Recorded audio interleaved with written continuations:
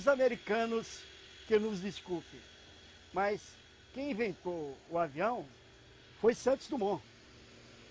Gente, no século XVIII, na corte do rei Dom João V de Portugal, outro brasileiro, Bartolomeu de Gusmão, inventou um instrumento, como ele definiu, que anda no ar, como se anda na terra. Os 300 anos do balão do Padre Voador é o tema de hoje do programa De Lá Pra Cá.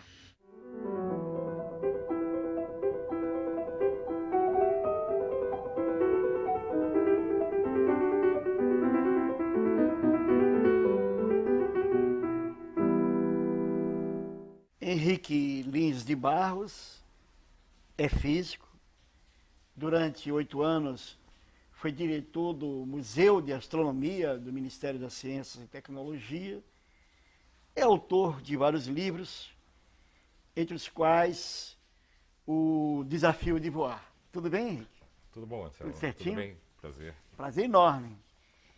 Henrique, fala um pouco dessa coisa do homem, esse fascínio por voar, enfim, a história da conquista realmente do homem voando por aí.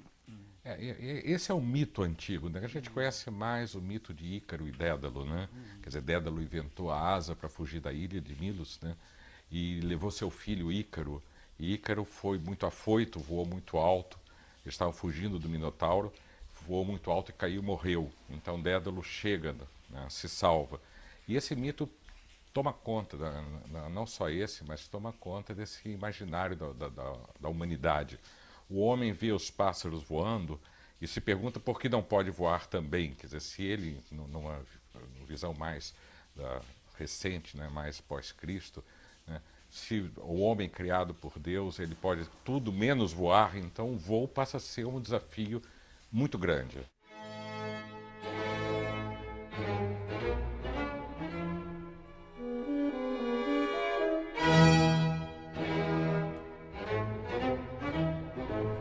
Ô Henrique, nessa história, na história da aviação, nós brasileiros estamos bem, né? O seu livro mesmo, Desafio de Voar, quer dizer, nós fala muito dos brasileiros, quer dizer, além dos Santos Dumont, temos outros brasileiros aí envolvidos nessa epopeia, inclusive o nosso Padre Voador.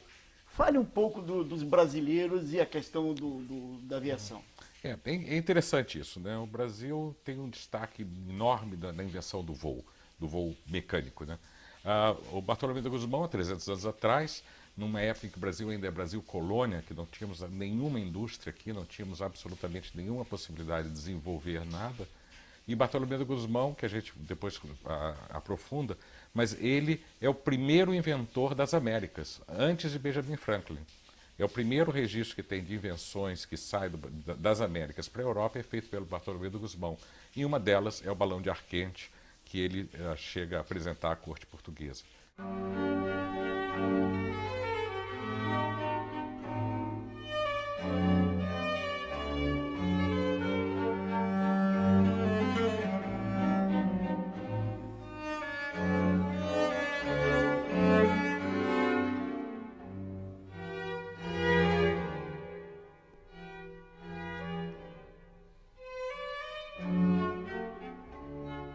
Alberto Dines, meu colega, jornalista, o principal observador, né, da imprensa brasileira. Tudo bem, Dines? Tudo bem. Tudo certinho?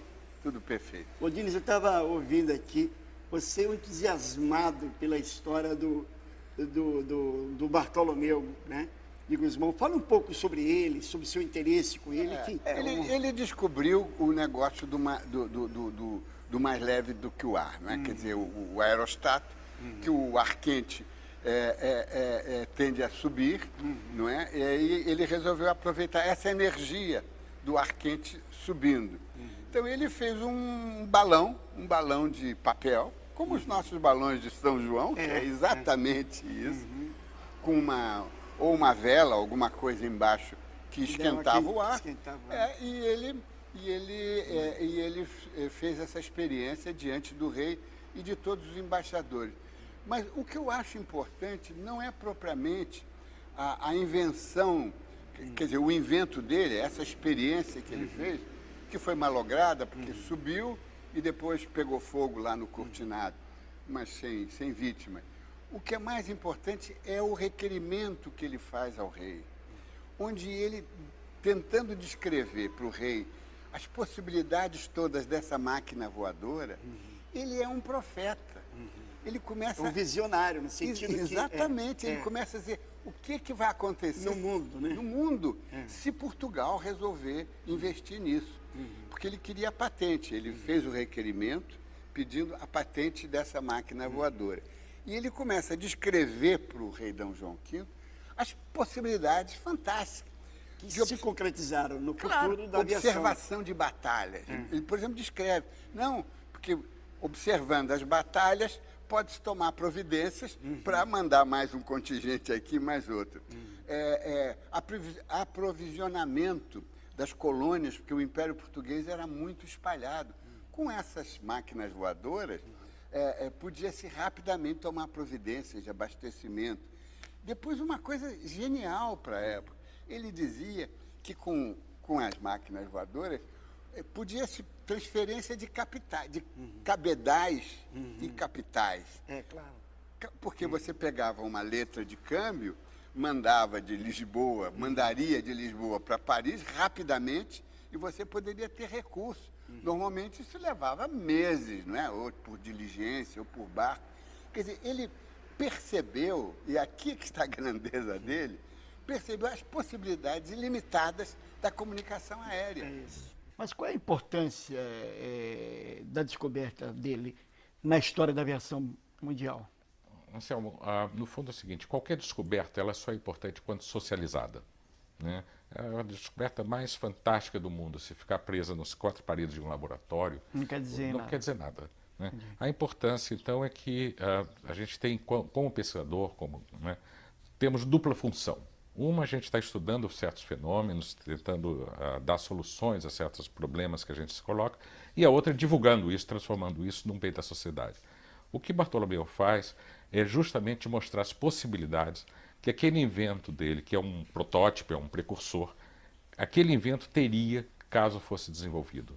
Então, se você é capaz de voar no ar, você é capaz de caminhar longas distâncias, você é capaz de controlar as colônias afastadas, você é capaz de levar mantimentos a um ponto distante, você é capaz de tirar feridos de um lugar. Então, o pedido de privilégio que ele faz, ele anuncia essas possibilidades, que com aquilo seria possível se voar mais de 200 milhas, enquanto que o transporte no início do século XVIII, em 1709, era uma coisa complicadíssima, você não se deslocava com facilidade. Então a importância é que ele joga essa visão, esse futuro, no imaginário europeu do século XVIII. E várias outras pessoas começam a se interessar novamente pelo voo, numa solução que não é a solução que ninguém tinha pensado, que não é a solução do ornitóptero, não é a solução de você imitar a natureza, né? Bater asas e sair voando. Isso não funciona. Quer dizer, ele introduz uma solução nova, que é o aparelho mais leve que o ar, que você não encontra na natureza. Nenhum passarinho é mais leve que o ar, nenhum besouro é mais leve que o ar. As coisas são mais pesadas que o ar. O balão de ar quente é um aparelho mais leve que o ar e, na verdade, vai ser o primeiro aparelho que o homem inventa e é capaz de voar.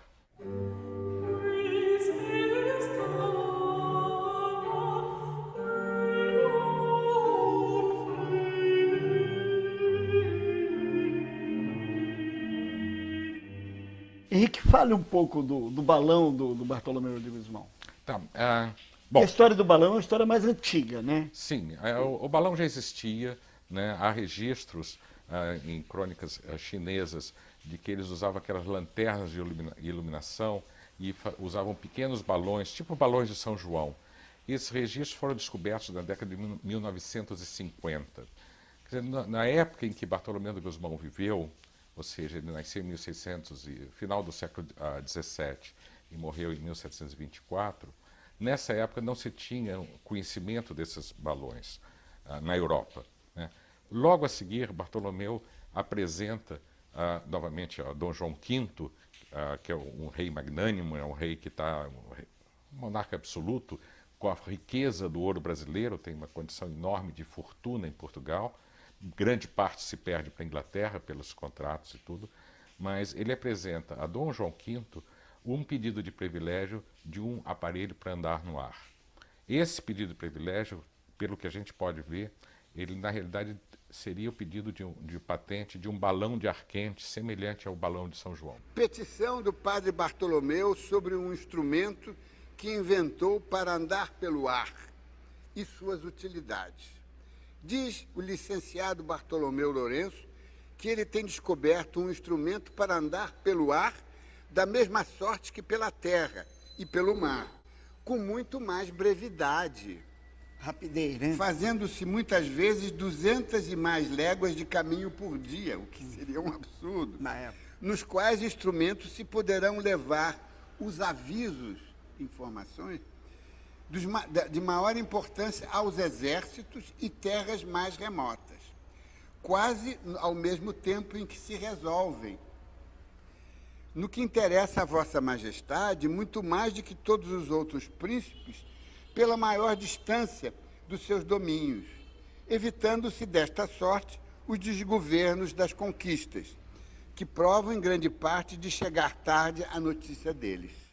Curiosamente, o que Bartolomeu de Gusmão faz é uma descrição das possibilidades do voo e ele divulga um desenho absolutamente fora de propósito, para enganar os outros. Ah, entendi. Quer dizer, esse desenho da... A passarola, como é conhecida, que tem uma cara de uma ave, penas, ímãs, astrolábios, aquilo lá não tem nenhum fundamento e não tem nenhuma indicação do que ele fez.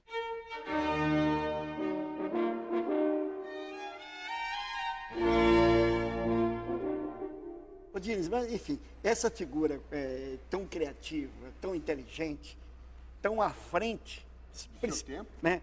Principalmente tão à frente do seu tempo, é evidente que essa figura gerou ciúme, fofoca, Muito. numa cidade como Lisboa. Lisboa era a capital, dizem que ainda é, eu acho que não é mais, mas já foi a capital da maledicência, justamente porque era uma cidade fechada, uma sociedade fechada, não tinha, os controles eram muito rigorosos de publicação, não tinha jornais, a publicação de livros era muito controlada pela censura inquisitorial, então era tudo muito fechado. Era uma cidade de comadres, né? Uma coisa Muito de comadres, de- de vizinhança, de denúncia. Olha, fulano está fazendo isso, não sei o que e tal. Então, a válvula de escape eram as poesias satíricas. E os poemas satíricos contra o padre Bartolomeu de Gusmão, chamado O Voador, mas são dezenas, talvez centenas, e talvez até milhares, porque não se acharam todas. Sendo que um dos mais insistentes... Ferino. Mais ferino, mas mais insistente, quase um profissional, foi o Tomás Pinto Brandão. O que ele gozava, o padre Voador, mas, sabe, incrível, incrível. E com versinhos e pesados, sabe por quê? Os portugueses usam palavras pesadas. E isso tudo correu muito em Portugal, porque um copiava, era como se fosse a internet. Alguém recebia um versinho, copiava e mandava para o outro copiava e mandava. E a coisa se espalhou de uma forma, alguns desses versos foram recuperados. O livro do Tomás Pinto Brandão foi publicado, chamado O Pinto Renascido. Tudo malicioso. Tudo... bem português isso, né? E também tem alguma coisa do voo, Pinto Renascido e o Voo Empenado. Também uma alusão ao padre Voador, né? Ao padre Bartolomeu. Nós estamos numa sociedade que está toda ela voltada à questão da retórica. Então ele não encontra repercussão nessa sociedade. Aquelas pessoas ali estão mais se importando com a vida na corte. Né? E a vida na corte de Portugal, Dom João V, é uma vida extremamente complexa, com uma Inquisição ao lado. Né? Então há um fausto muito grande, por exemplo, Dom João V, ele constrói o convento de Mafra, entre outras coisas, quer dizer, fortunas que são jogadas ali, mas o desenvolvimento científico não está presente em Portugal. Então tem esse versinho aqui, um dos muitos, não é? Que corriam, e anônimos, né? Corriam em Lisboa. Monstro era de memória grande e rara o padre, mas de leve entendimento, se bem que de vontade muito ávara.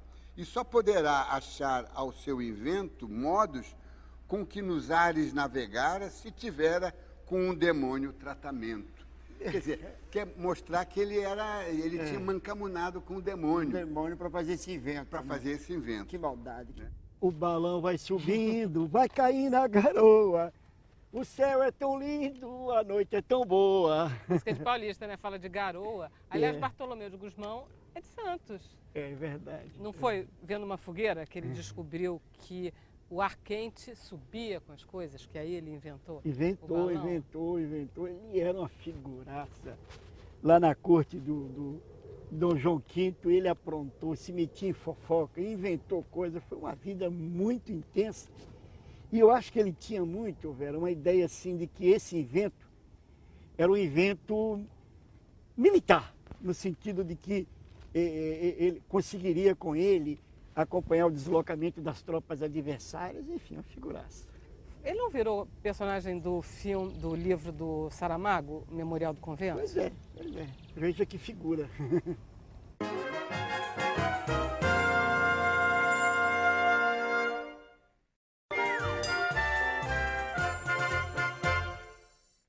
Laurete Godoy é pesquisadora da história da aviação. Nós estamos aqui na cripta da Igreja da Sé, São Paulo. O que nós estamos fazendo aqui? O que isso tem a ver com Bartolomeu de Gusmão, Laurete? É porque nesse lugar maravilhoso, nessa cripta da catedral, estão os restos mortais de Bartolomeu de Gusmão.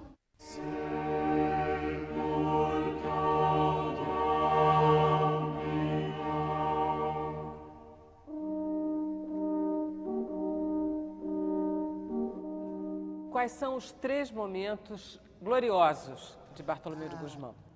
O primeiro deles, dia 8 de agosto de 1709, quando aquele jovem padre brasileiro de 24 anos, diante da corte portuguesa, do núncio apostólico que se transformou no Papa Inocêncio XIII, fez elevar das suas mãos um balão e ele conquistou o espaço. Então foi a primeira vez em que um objeto, movido pelo calor, conquistou o espaço. 8 de agosto. O segundo grande momento, 3 de outubro de 1709, quando esta engenhoca de voar de Bartolomeu de Gusmão saiu da Casa da Índia, do pátio da Casa da Índia, e foi parar no Terreiro do Paço, que era o lugar de maior comércio de Portugal. E terceiro momento aconteceu 160 anos depois, durante a Guerra Franco-Prussiana. Porque quando Bartolomeu de Gusmão fez o pedido para o rei, dizendo que havia inventado uma engenhoca que andava pelo céu, ele disse que esse aparelho que ele inventou seria de grande valor em tempo de guerra, porque ele poderia socorrer as cidades sitiadas, levando alimento, levando cabedais, né? Cartas para os homens de negócio. E o que aconteceu, Vera? Na Guerra Franco-Prussiana, Paris estava sitiada. E a correspondência saía de Paris por meio de um balão Monté. E esse balão, ele aterrissou, pegaram a correspondência e mandaram para os lugares de origem.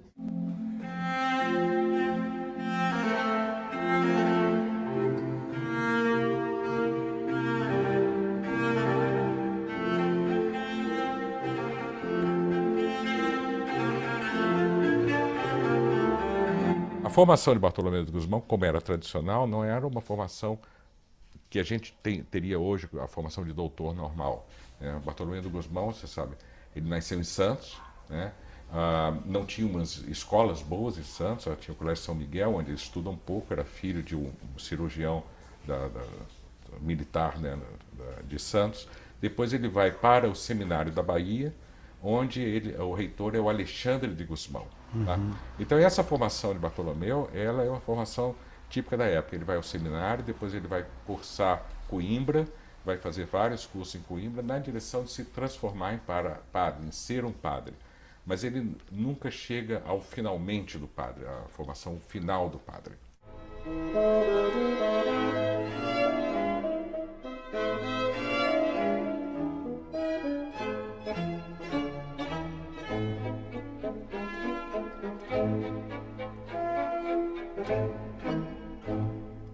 Paulo Gonçalves Monteiro é presidente do Instituto Histórico e Geográfico daqui de Santos, terra natal de Bartolomeu de Gusmão.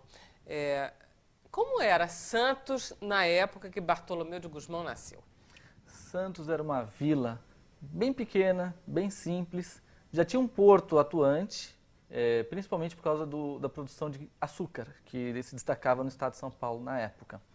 Mas era uma vila pobre, com poucos recursos, a maioria dos homens ia para o interior buscar ouro, buscar coisas assim, tipo os bandeirantes, né? E a cidade era mais povoada por mulheres, crianças e velhos. E os comerciantes também, que não eram tantos assim.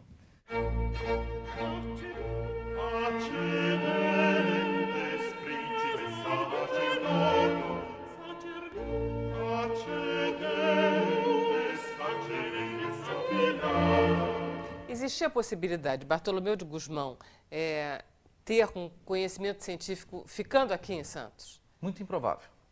Na realidade, até poderia, porque aqui em Santos já existia a escola dos jesuítas e naquela época os maiores polos de conhecimento eram as escolas ligadas à igreja. E os jesuítas cumpriam muito bem esse papel. Então, no lugar onde hoje funciona a Alfândega de Santos, existia uma escola, o Colégio São Miguel, que era dos jesuítas, cujo padre Anchieta chegou a ser, inclusive, reitor por um breve período também. E tinha um sujeito chamado Alexandre de Gusmão, que não é o irmão do padre Bartolomeu, é um sujeito que foi tutor dele também, foi o mestre dele, que foi reitor desse colégio e que depois ele seguiu para a Bahia e fundou o Seminário de Belém, que é onde o Bartolomeu e o irmão dele também, Alexandre, foram estudar lá, e que na época, esse sim, foi o maior polo de conhecimento do Brasil, que é o Seminário de Belém da Cachoeira.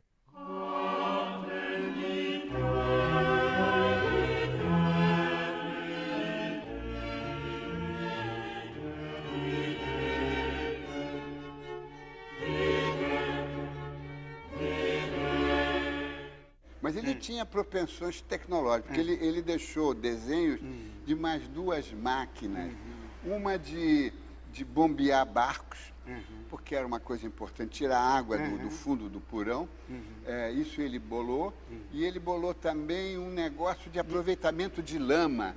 Não, ele tinha bolado aí também, na mais jovem, um sistema de bombear água para cima, né? João Inácio da Silva Filho é doutor em engenharia, professor da Universidade de Santa Cecília, um apaixonado pela história de Santos e pela história do padre Bartolomeu de Gusmão. Ele preparou aqui em Santos uma série de maquetes que ilustram a vida do padre voador. O senhor começou não pelo nascimento dele, mas por quê?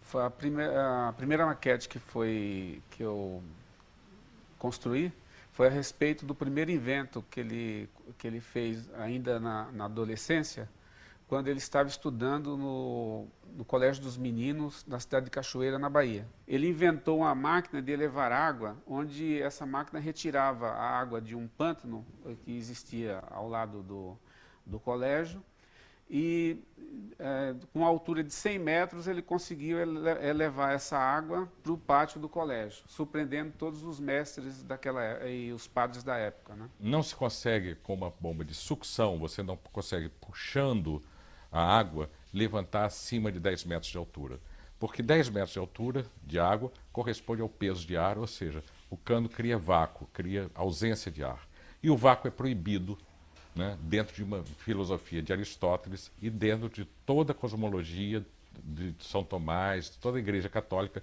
proíbe o vácuo. Porque o argumento básico é o seguinte: como Deus criou o nada?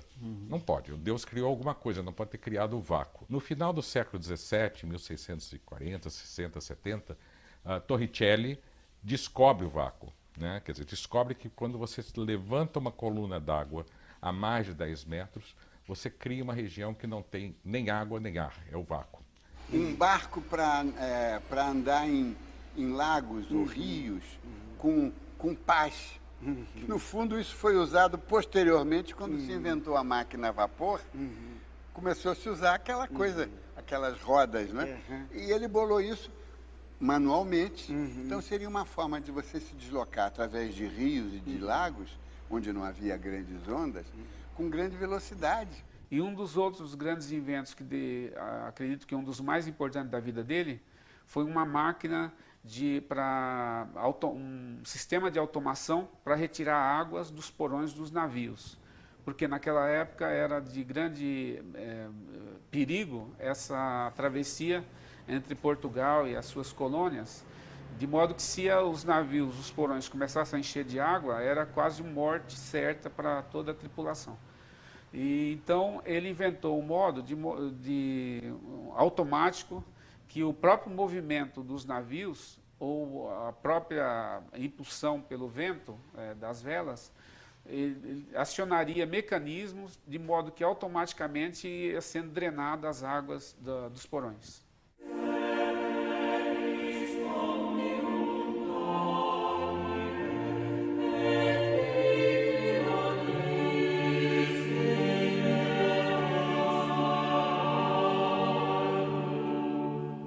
Ele era mais um homem de ciência ou ele também era um homem de corte, assim? Ele era absolutamente tudo.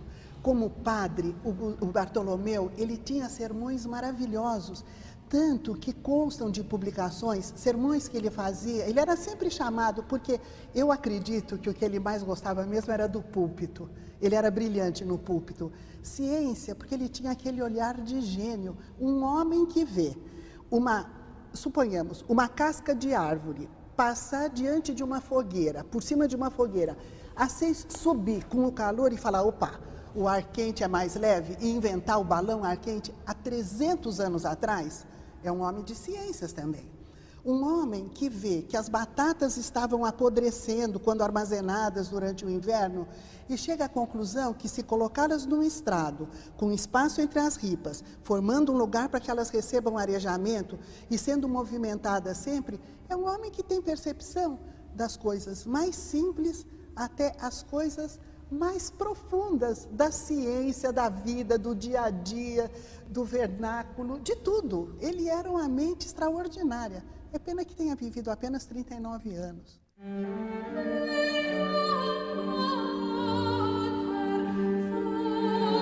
O problema de Bartolomeu é que ele está num país, em Portugal, na corte portuguesa do João V, sem essa rede de informação, sem um ambiente estimulante para a pesquisa. Então ele tem essa invenção da bomba de água, que fica perdida, tem a invenção do balão de ar quente, que fica, de certa maneira, engavetado.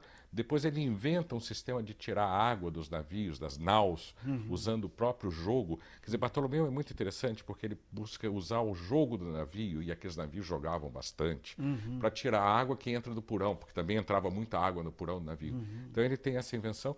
Depois ele vai se dedicar à parte eclesiástica. Ele vai fazer sermões, ele vai se misturar à corte portuguesa, a tal ponto que ele começa a frequentar certos conventos, e esses conventos têm certas freiras, que têm certas liberdades, e ele acaba se misturando com uma freira que tem certas liberdades com Dom João V, e agora a vida dele está confusa, porque ele se misturou demais com a corte e a Inquisição vai em cima. Ô Diniz, mas o fato concreto é que nesse ambiente de hostilidade, meio de... De gozação. Ele terminou saindo de Portugal no final da vida. Fale um pouco sobre isso. Ele ainda continuou em Portugal, muito querido pelo rei, inclusive envolveu-se em algumas histórias românticas. O rei era um devasso, ele tinha uma amante oficial, a Madre Paula, no convento de Odivelas, e aí ele meteu-se lá. Dizem que ele se meteu para afastar o rei dessas más companhias, não é? O Bartolomeu, digo. Claro. Então ele foi arranjando ao longo da sua vida muitas encrencas, justamente porque o rei gostava dele e ele queria ajudar. Então nessa hora em que ele está metido com a amante do rei, né? E ao mesmo tempo a amante do rei que era uma freira. Assim, mas isso passa a ser um detalhe, Um porque detalhe, não era uma santa, não era uma santa, era uma freira simplesmente. Tinham várias. Então, num intervalo muito curto, há um movimento em Lisboa muito forte de perseguição, várias mulheres são presas, e isso tem uma descrição do comendador Bacalhau, que fala, e a noite foi infernal, e Bartolomeu foge de Lisboa para a Espanha, e aí ele morre doente logo a seguir com 39 anos.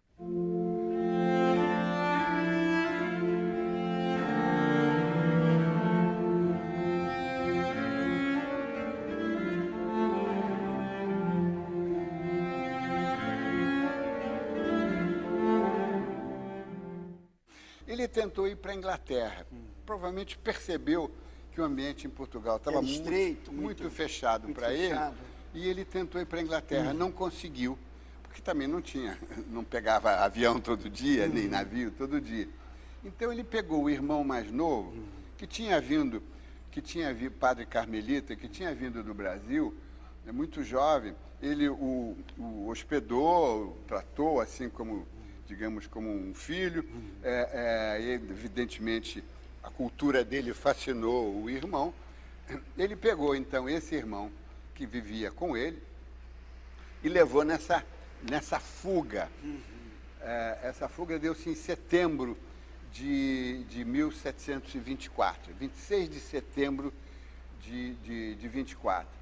Então eles resolveram, já que não podiam ir para a Inglaterra, foram para a Espanha, o que é uma loucura, porque a Espanha também era fechada, e a Inquisição em Espanha era muito mais rigorosa do que a portuguesa. E eles foram caminhando, escondidos, porque eles não queriam se deixar ser descobertos, né? E aparentemente ele entrou num delírio, isso tudo já contado pelo irmão. Há um documento enorme em espanhol que o irmão deixou, contando com detalhe. E nessa caminhada, ele, padre Bartolomeu de Gusmão, começou a se ver como o Redentor. Ele era o Redentor que viria para salvar o mundo. E ele, nessa condição, ele tinha que ser um judeu. Então, ele estava, na caminhada, ele vai se convertendo ao judaísmo. Mas não, um delírio, uma Delírio, coisa... delírio. Não tinha fundamento Não tinha, nenhum. Mas na cabeça dele, ele vai resolvendo os problemas teológicos, se convertendo como judeu para ser um redentor do mundo. E aí ele diz, e como inventor da máquina voadora, ele daria aos judeus o poder de dominar o mundo.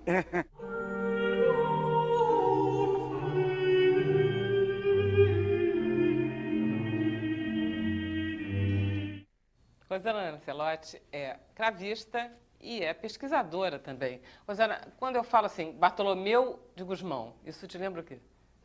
Isso me lembra Domênico Scarlatti, porque eles estiveram ao mesmo tempo em Portugal e eram convidados de Dom João V, digamos assim, né, que era o nosso Rei Sol. Eu acho que o Dom João V soube se cercar do melhor que havia em termos de música e de ciência. E importava músicos italianos, que era um celeiro de grandes compositores, e por isso eles devem ter se encontrado na corte de Lisboa. Ele também viveu na corte portuguesa? Viveu, ele foi professor da filha de Dom João V, a Maria Bárbara, a infanta Maria Bárbara, e quando ela se casou com o infante da Espanha, o Scarlatti foi com ela para a Espanha, onde ele ficou até o fim da sua vida. Outra coincidência com Bartolomeu de Gusmão. Que acabou morrendo na Espanha, né? Pois é. E essa peça que você vai tocar, o que é? É uma sonata que Scarlatti escreveu quando ele estava em Lisboa, e é a sonata K56.